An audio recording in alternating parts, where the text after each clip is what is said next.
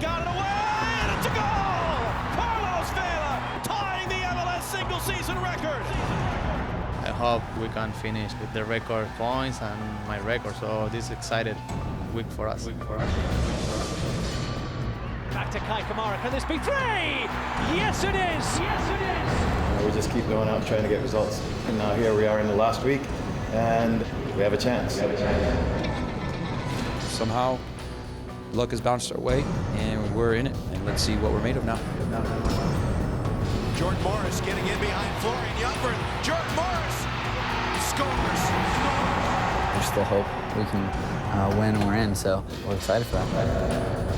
I'm extremely proud of my guys, and we're playing a very important match to make the playoffs.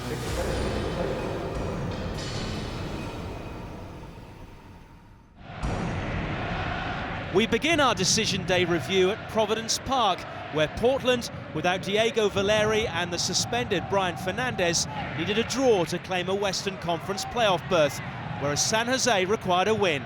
Commentary comes from Matt Jackson and Dan Roebuck. Moreira's allowed to come a long way.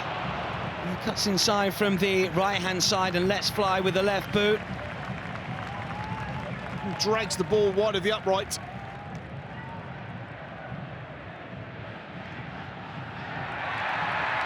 Poor play, this time from Newell. And again, it's the Timbers coming forward, and they're overrun here, the Quakes, but the Timbers cannot make them pay. It's a tough tackle as well that comes in at the end. Well, review in operation. So, look how late this challenge is that comes in. That's not a good challenge. Tim Ford is the video assistant referee. Play continues. But it was an out-of-control challenge in the box. If he makes that challenge somewhere else on the pitch, got to say it's likely to be a foul given. The shot has gone and players still running into the defender. Maybe both players were out of control a little, I don't know. But the net result is that we play on at 0-0 and no further action taken. Sebastian Blanco stands over this free kick though, hoping to plot the Quakes' downfall here.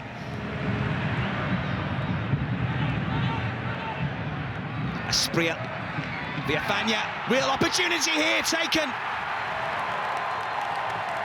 Right place, right time. Laris Mabiala popping up for his second of the campaign, and that will certainly help the supporters of Portland Timbers' nerves. Well, you can get a big size 12 on it as a centre-back from 7 yards. Doesn't matter how it goes into the goal. Goalkeeper's got no chance. Let the celebrations begin. On that right-hand side, it's a good-looking run from the full-back here. Can he pull it back? Is he going to be satisfied with the corner? He is.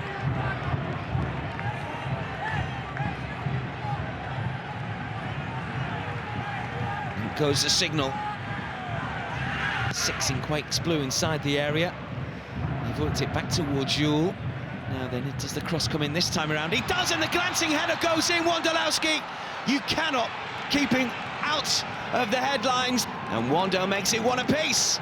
Like all good strikers, he just gambles, goes outside the post, gets inside of his own marker, makes sure he's first there, and that close in, no chance for the goalkeeper whatsoever. Sperry's lined this one up with power, hits the wall, doesn't get a second bite of the cherry. Not completely clear just yet, but the Quakes might have a chance. No, they don't. They lose out rather disappointingly, and then the shot is brilliantly saved. Vega throwing himself across to the left-hand side to push this one out for a corner. You see the strike coming in, should save that.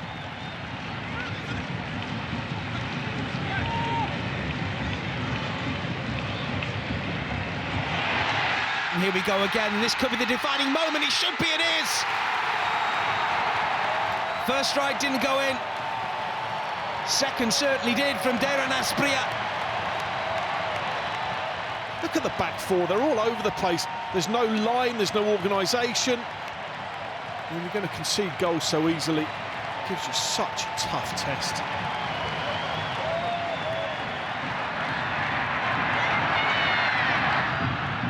Chara. That's a shove in the back, and it's a free kick. It'll be a booking as well. It's a cheap foul to give away. This is in a great situation as well for a direct shot.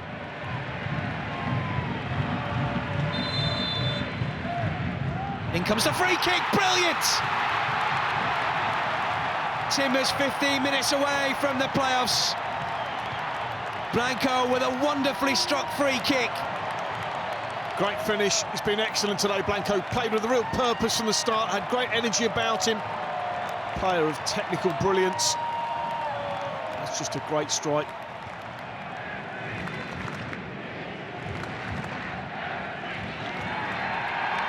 Rose City rules. It's the Portland Timbers that punch their ticket to the postseason. The Quakes conquered here. Full-time score. Portland Timbers 3, the San Jose Earthquakes 1.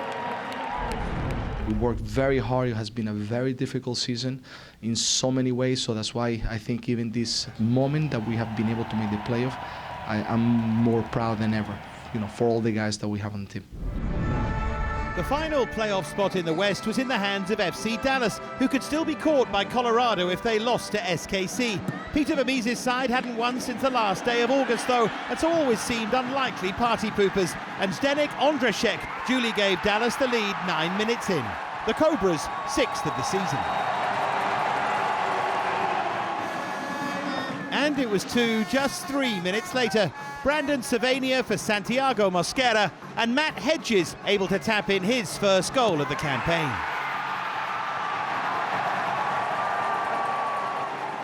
The home team were in cruise control, but probably felt like they needed a third goal to be sure of a playoff spot, and that duly arrived 6 minutes into the second half. A big deflection on Mosquera's shot to take it past Eric Dick. And once again, FC Dallas struck in quick succession. This time it was Jesus Ferreira who picked out Michael Barrios, and he was able to make it 4.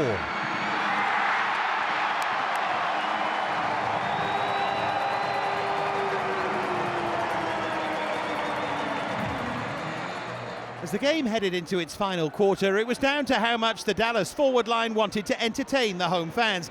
They did so to the tune of 2 further goals. First, Reggie Cannon finding Ondrášek for his second.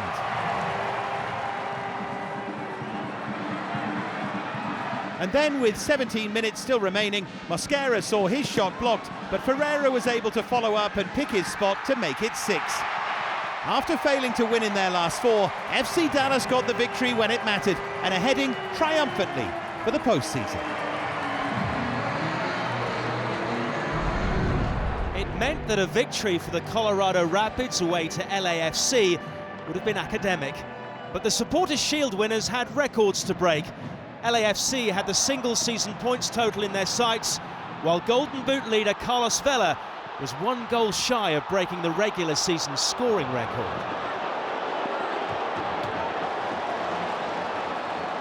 It was only fitting that the Mexican would set the new standard and do it in some style. Goal number 32 for the season, another stunner to add to the scrapbook.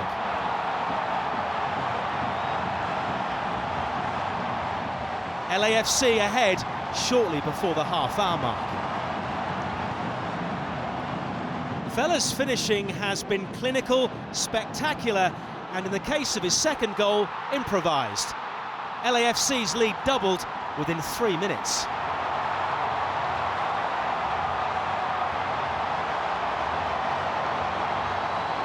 His tally for the league season now up to 33. He was almost celebrating a hat-trick before half-time. For once, though, his radar had drifted slightly off course. Colorado had been dominated by their hosts for much of the opening period, until Kai Kamara stooped to head them back into the game just before the interval. It was his 14th goal of the season and 3rd in as many games. But with only 6 minutes played in the second half, it paled into insignificance as Vela registered goal number 34 to complete his hat-trick and effectively end Tim Howard's playing career on a losing note.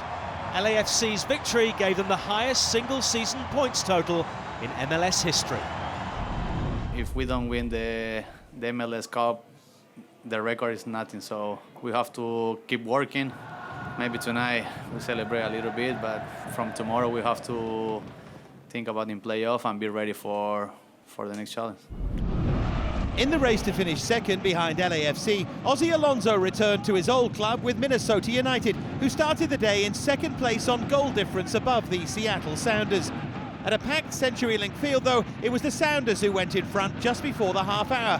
Remarkably, a first MLS goal for Roman Torres from a cross by Jovin Jones. The Loons have had a remarkable season and tried valiantly to get themselves back into second. Ethan Finlay out-muscling Brad Smith, but then stroking his attempt onto the post. Into the final quarter, and both teams would have further chances to make the postseason difference. Torres heading over from another good position, and then, at the other end, a final headed chance.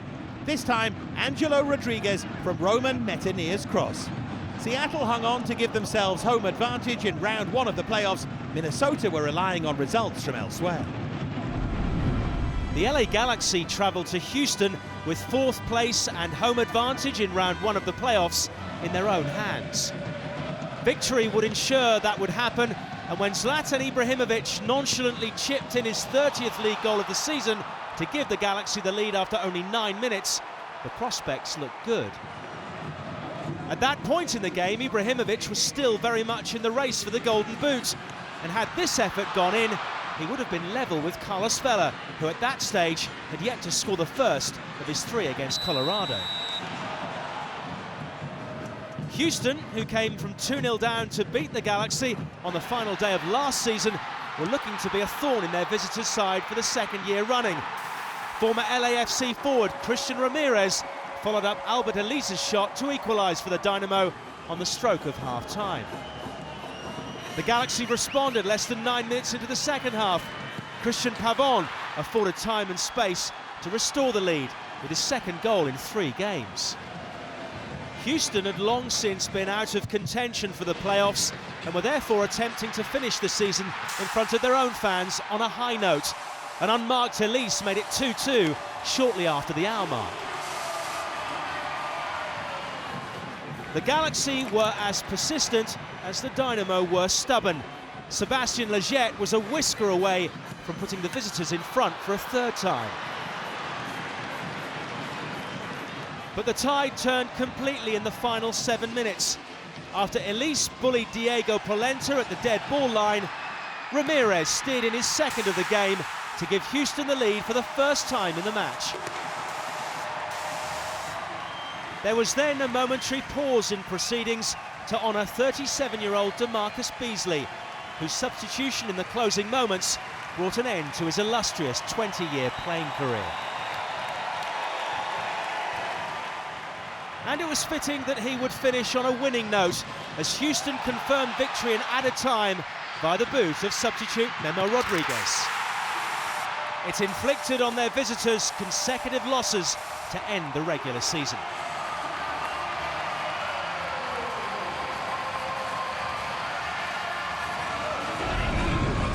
Defeats for the Galaxy in Minnesota meant that Real Salt Lake could nab third with a result at the West's bottom side, Vancouver, and they started positively.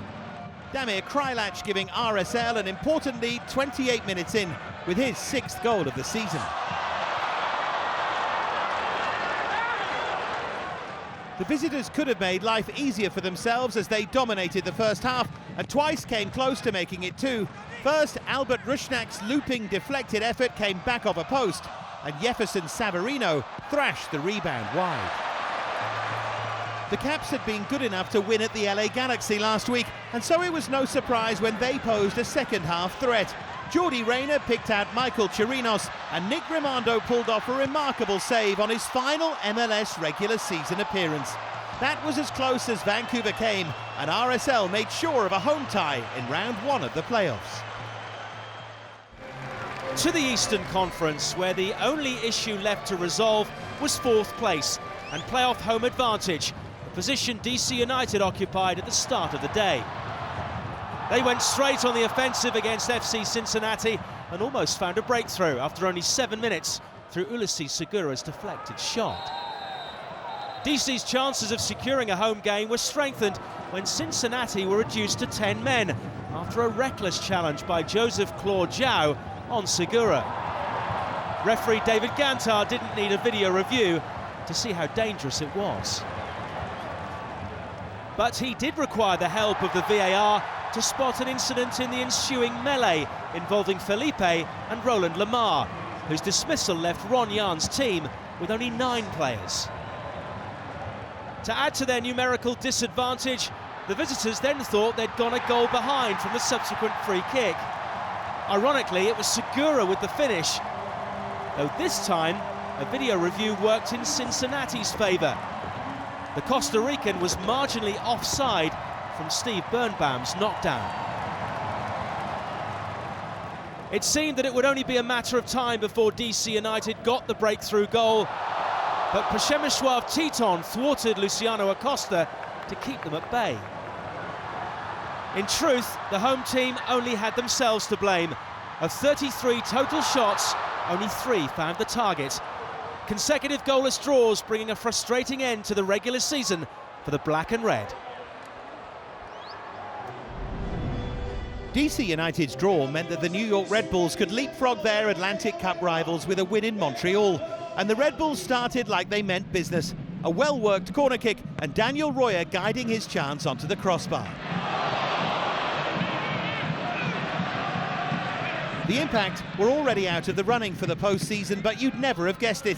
Halfway through the first half, and a stunning burst by Orji Okonkwo, who then kept his nerve to tee up Bojan for his 3rd of the season.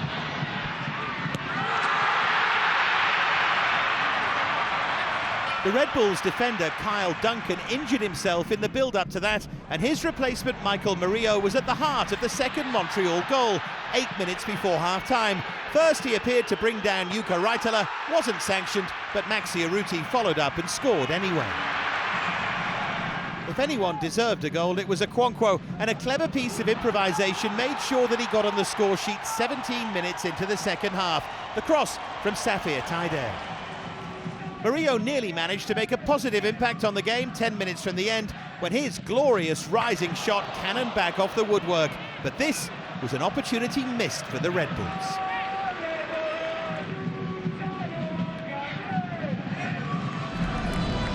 Staying in Canada, where Toronto FC had the opportunity to leapfrog both the New York Red Bulls and DC United into 4th, they needed a win at home to the Columbus Crew, and they almost got themselves on the right track shortly before half-time, but Aloy Room produced an impressive double save to deny Josie Altidore and Michael Bradley.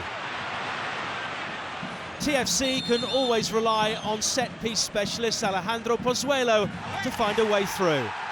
13 minutes into the second half, his 12th MLS goal of the season gave them a welcome lead.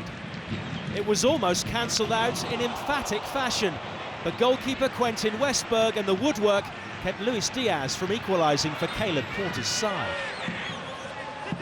Patrick Mullins only joined Toronto in July from Columbus, and within 3 minutes of coming on as a substitute, was a width of a post away from scoring against his former club. As it was, Greg Vanney's team had done their part and clinched that all-important 4th spot. A win for Atlanta at home to the New England Revolution would secure last season's champions 2nd place in the East, and 3 minutes in they got just the start that they wanted. Darlington Nagbe turning in a low cross from the outstanding Julian Gressel to make it 1-0. If that settled any Atlanta nerves, 5 minutes later the home team was soon on edge again as the Revs showed the extent of their improvement under Bruce Arena. Christian Penilla finishing off an impressive counter-attack.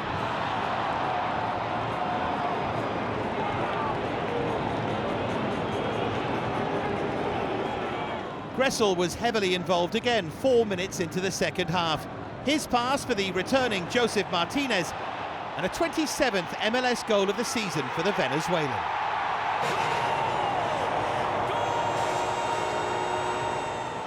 Things seem to be falling into place for the MLS Cup holders at just the right time, and Gressel set the seal on their final regular season win of 2019 with a sumptuous strike of his own just before the hour. There was late defending for the home team to do. Panilla's shot blocked by Brad Guzan, then substitute Juan Fernando Caicedo turning onto the crossbar. Atlanta with the win, one that they'll have to repeat as they meet again in round 1 of the playoffs. Both the Philadelphia Union and Eastern table toppers NYCFC lost their star strikers in the warm-up ahead of their meeting at Talon Energy Stadium.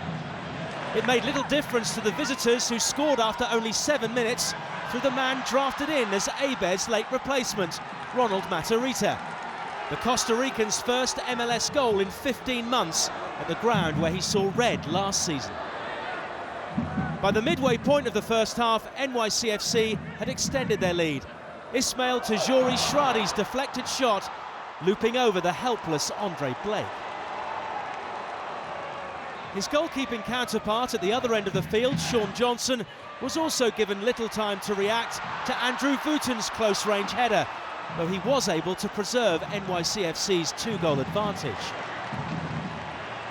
With less than 5 minutes to go, Philadelphia had another opportunity to reduce the arrears. Referee Drew Fisher pointing straight to the penalty spot after Ebenezer Ofori handled inside the NYCFC area. Substitute Marco Fabian dispatched what ultimately proved to be nothing more than a consolation for the Union, who finished the season in 3rd. To our final game, and the only one that didn't carry any playoff positioning implications. It did, however, turn out to be a richly entertaining diversion. Orlando took the lead against the Chicago Fire after 5 minutes. Benji Michel with the original chase forward.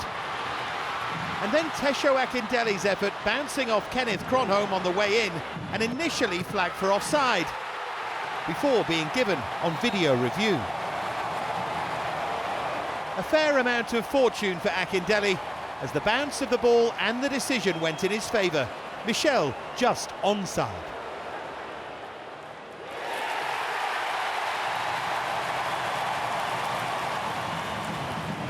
Chicago were level 12 minutes later as both teams seemed determined to entertain on their final outings of 2019. Kyle Smith and CJ Sapong both stretching to make contact, the own goal given against Smith. It's been a season of missed opportunities for Orlando, and had they taken them, it may very well have been a different story. Sasha Kleschen neatly exemplifying that here.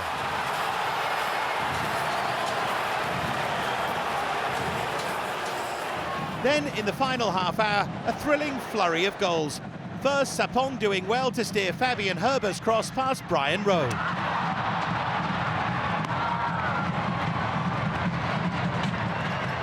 Two minutes after that, Alexander Katai was able to stretch the Chicago lead. His 6th goal of the season and 2nd in successive games.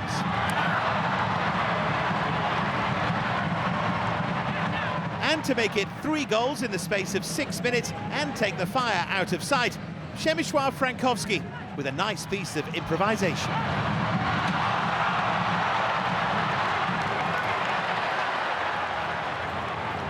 Orlando rallied 16 minutes from time.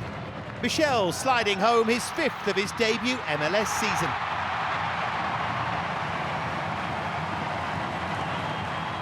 But the final word would go to Chicago when Frankowski added his 2nd goal, his 5th of the campaign, reacting quicker than anyone else to make it 5-2.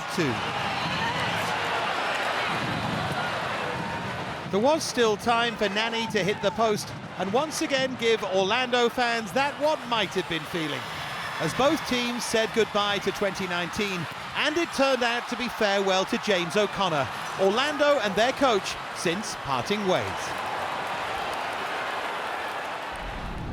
This is how the final Eastern Conference table looks then, with Toronto having jumped up 2 places to 4th to secure home advantage in round 1 of the playoffs.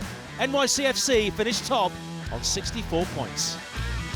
In the West, the runaway Supporters' Shield winners LAFC do indeed finish with that record total of 72 points.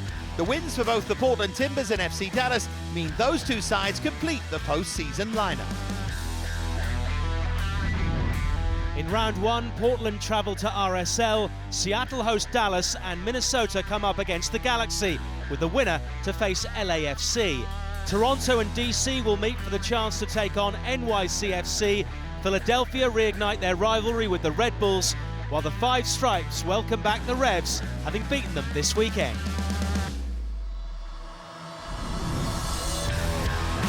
We leave you with the Golden Boot winner and the new MLS single-season record goal scorer, Carlos Vela. Vela curls it! There it is! He sets the record and he does it in remarkable fashion! Ladies and gentlemen, señores y señoras, the gold standard in the Golden Boot is Carlos Vela. This copyrighted telecast of Major League Soccer may not be retransmitted, reproduced, or rebroadcast without the express written consent of Major League Soccer.